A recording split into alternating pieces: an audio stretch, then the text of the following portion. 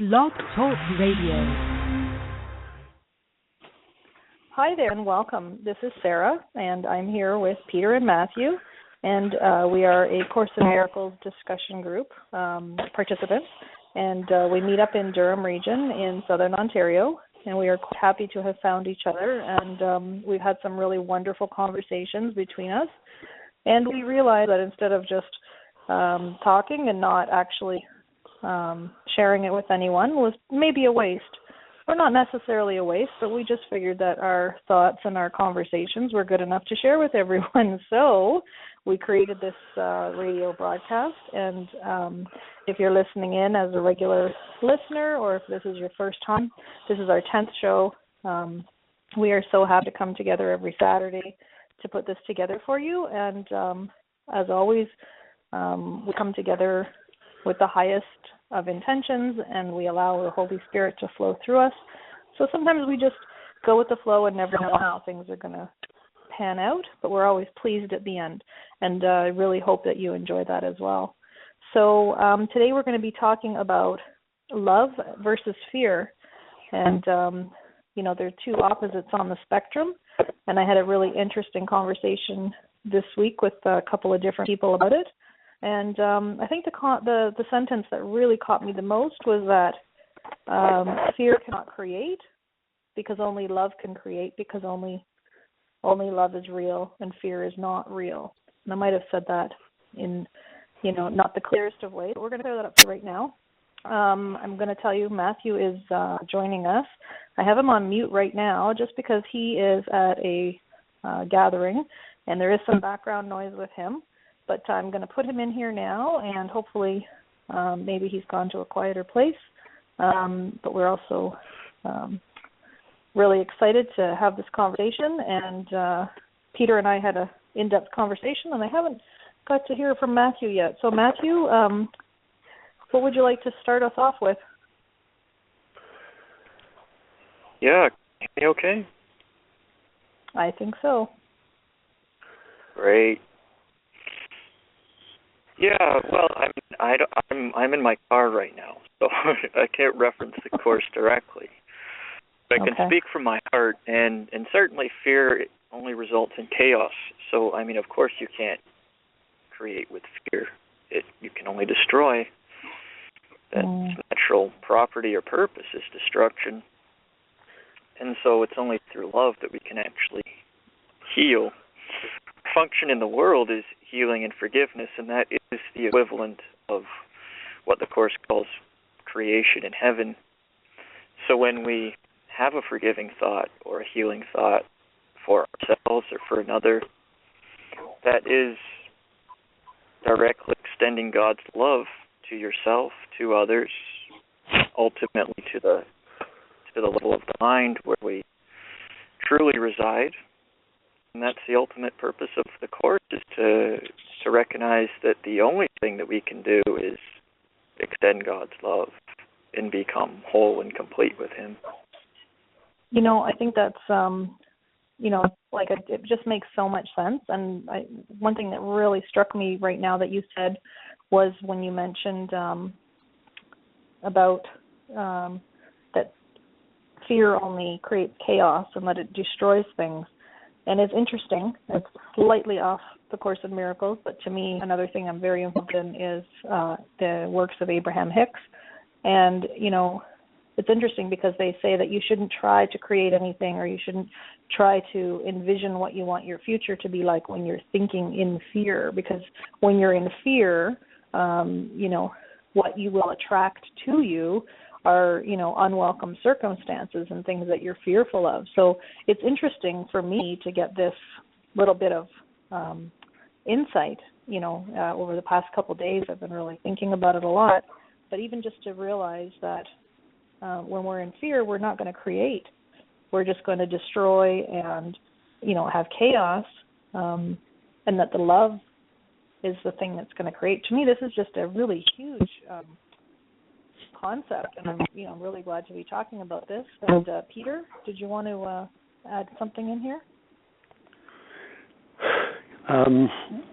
I missed the very first part that Matthew was talking about because I was on my cell and for some reason I had another program running at the same time. But as you and I were discussing also yesterday, Sarah, that in fact, depending on how far a person is into the Course in Miracle and this whole idea that the world is not real and it's an illusion and everything else, really speaks to whether we see our fearful acts and actions as being either destructive or as, in fact, being nothing at all,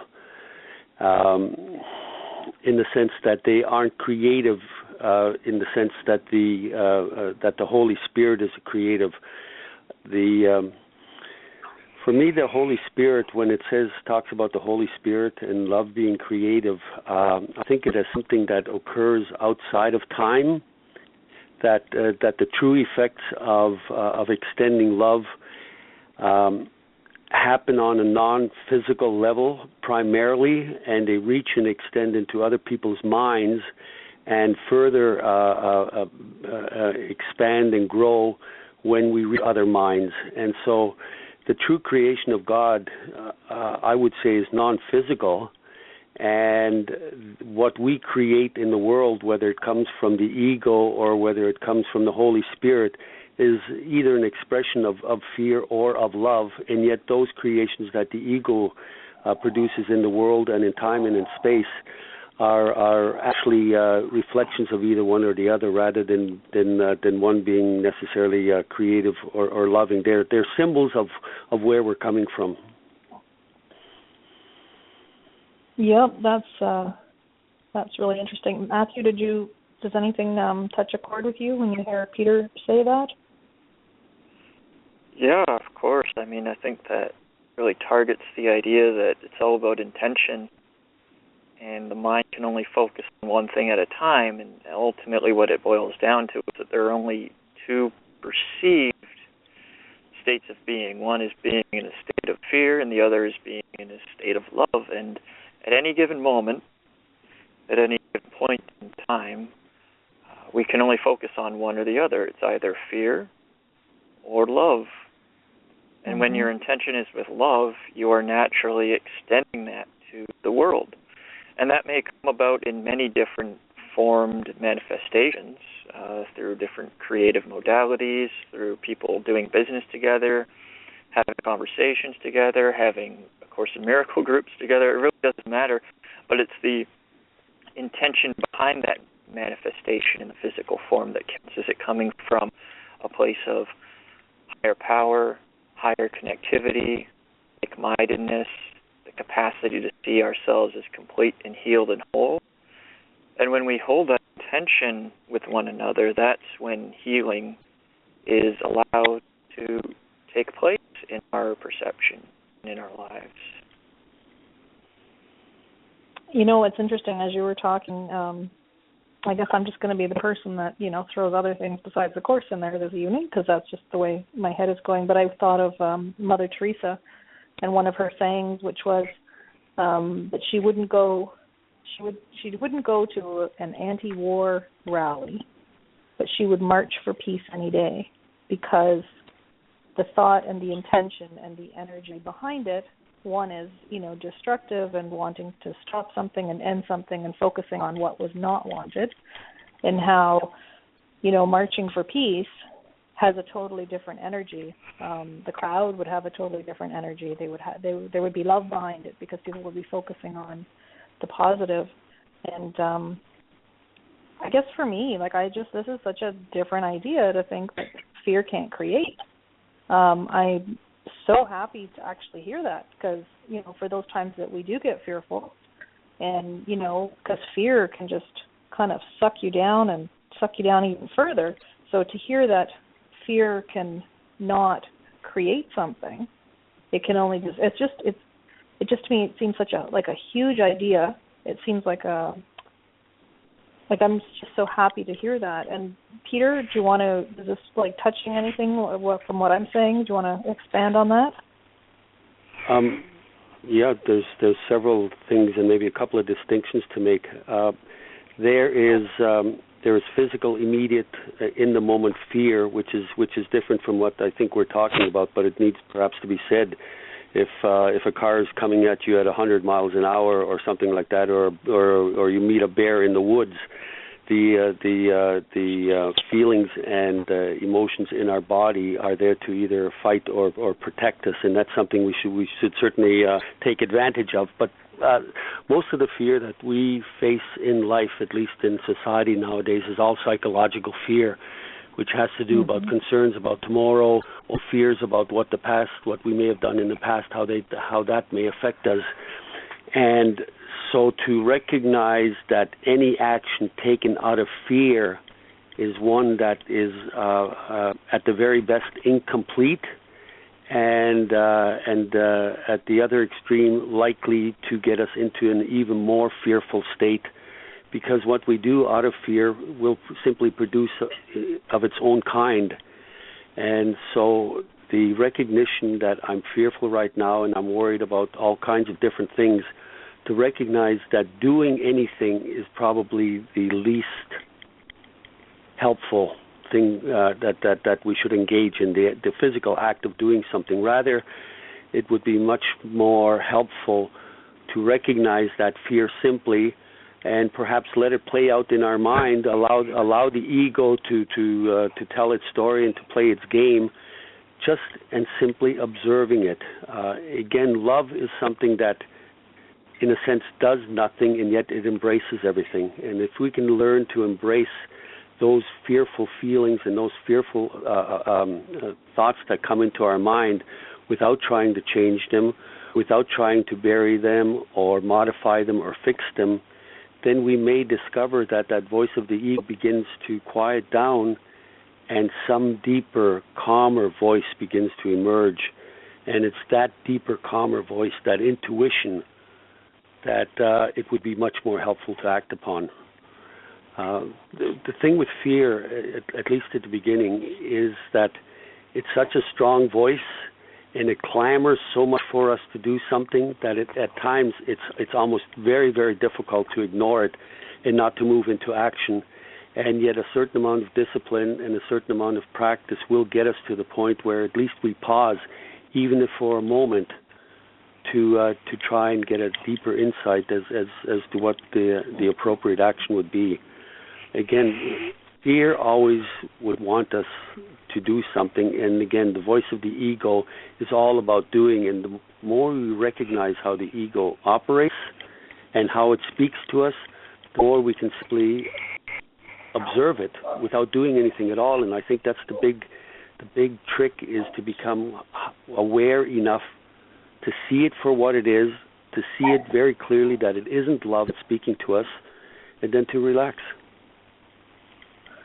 You know, it's interesting when you were talking, you made me think back to, maybe when I was in my 20s, and, I would be in a situation that I thought was like, I don't know what's going to happen. And I remember, I'd say to my grandmother, this is what's going on. And, of course I was coming from a fearful place, but not feeling at that moment that it was fear, but it actually was looking back at it, but just thinking, oh my God, this is what's happened and I must do something. And I remember my grandmother saying to me, Sarah, sometimes the best things you can do is to sit back nothing and wait and see what happens. Yeah, do nothing, which to me, and it's so interesting because just as you're talking now, you made me realize that what she was saying, without saying it in so many words, is to be the observer, to just sit back and observe, and and it was amazing because sometimes, when you stop and you just let things happen,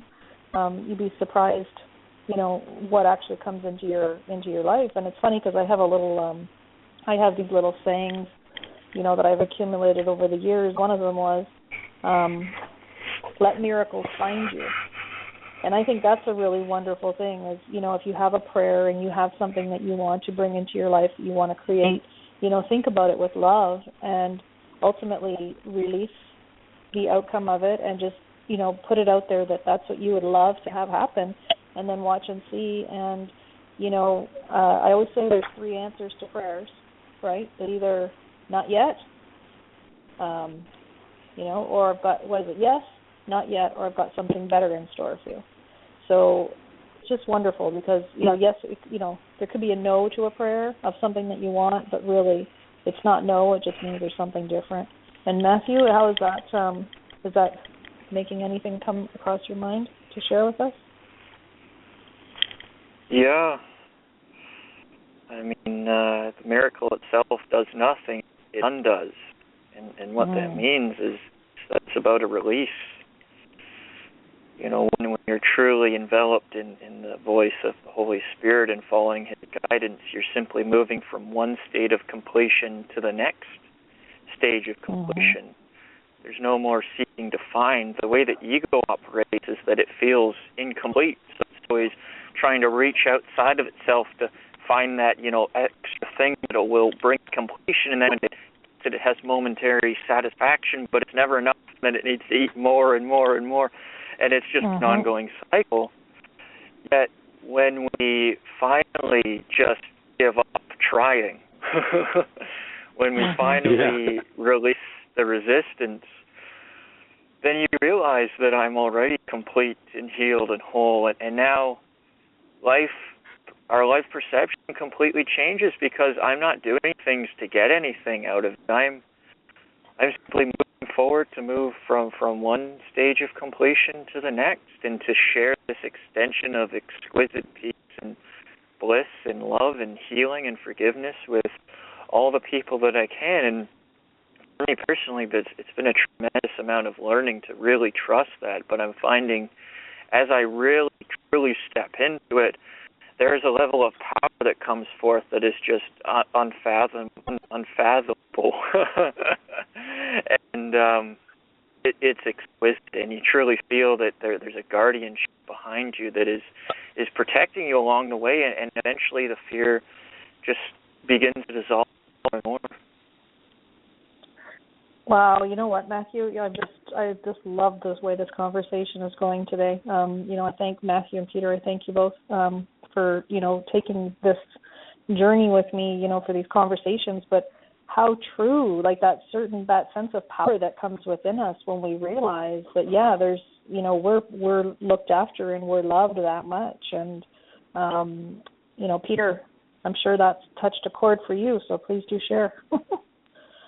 Yeah. It takes.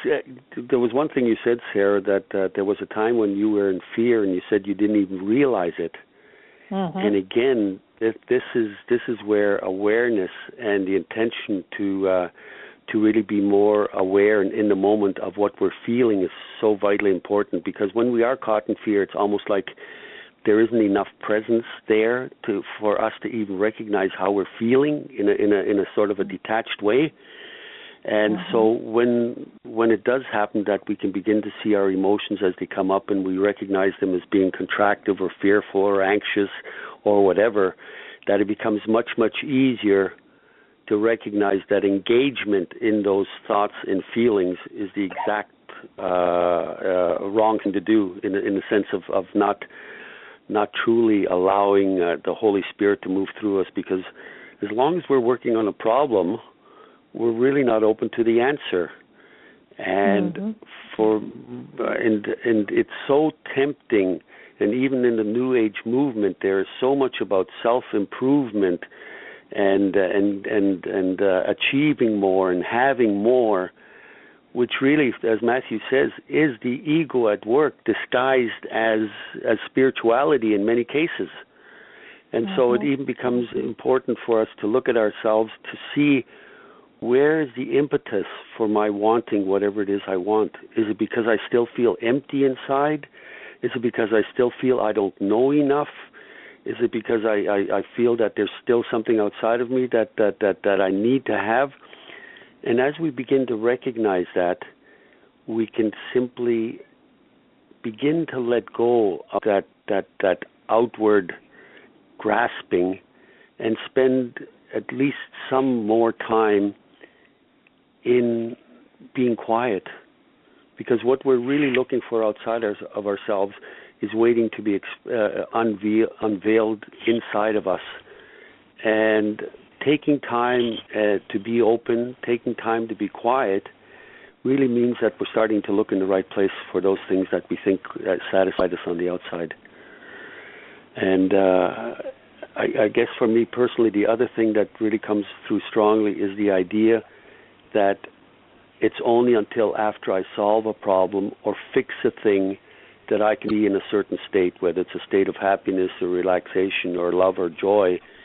And I'm beginning to see more and more clearly that with the Holy Spirit, the answer already is always there. It's not that we have to fix the problem first in order to get the answer. The answer, which is a feeling, which is recognition of completion and being loved, is always available to us. And once we access that as a knowing, then oftentimes what we thought was a problem simply disappears because we know how to relate to it. Well, I think that's so important what you touched upon too. That fixing a problem is going to give you a temporary feeling of relief. And just right there, that should, send up red flags that, hey, if you're, I don't know, chasing the next fad or wanting, if you're wanting to get that new phone or that new television or whatever, there's so much more to life than that. And when you're able to sit back and observe, you can realize that, hey, you know what, there is much more to that. And, I don't know, I've really noticed in the past few months just how much more special all the things in life are that are free. Whether it's sharing a conversation, listening to someone, looking up at the stars, looking at the sunset, all these wonderful things. And all these wonderful things bring up this feeling of, acceptance and love and peace and harmony and awe of, just the world. And I hope I haven't gone too off topic, but if you think you have a problem and you have something to fix, that is a whole fearful kind of situation because, it's riddled with, what ifs and anxiety and what if I don't get it. And Matthew, can you help bring me back a horse there? Yeah, well, that's all, very relevant to what we experience in our day-to-day, what you're describing, and that's exactly what the Course is for, is to meet us where we're at. Mm-hmm. And when we truly start acting in alignment with our higher power, with the Holy Spirit, it becomes so much easier to move through life. The idea that there could be a lack of money to do something, that's simply because you've chosen the ego as a teacher. And again, what I was going to say before that is that the ego is the problem and the Holy Spirit is the answer. So if you're searching outside yourself for something, it means, you're working on the problem and you're going to continue to circle around that problem until you finally just let it go. And then when you finally reach that point of, just giving up all resistance, that's when the answer flows to you. And in terms of money, which is a huge, barrier for a lot of folks, when you finally align yourself with what your true purpose, which is ultimately following the voice of the Holy Spirit, but that may manifest itself in various ways.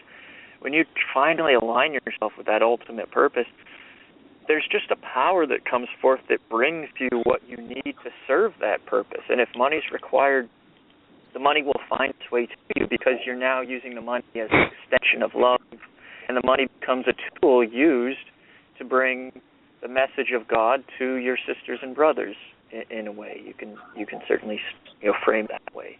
Bringing God's extension of forgiveness and healing to humanity, and whatever tools and resources we require to do that simply make themselves manifest when we finally release the fear of actually serving that purpose.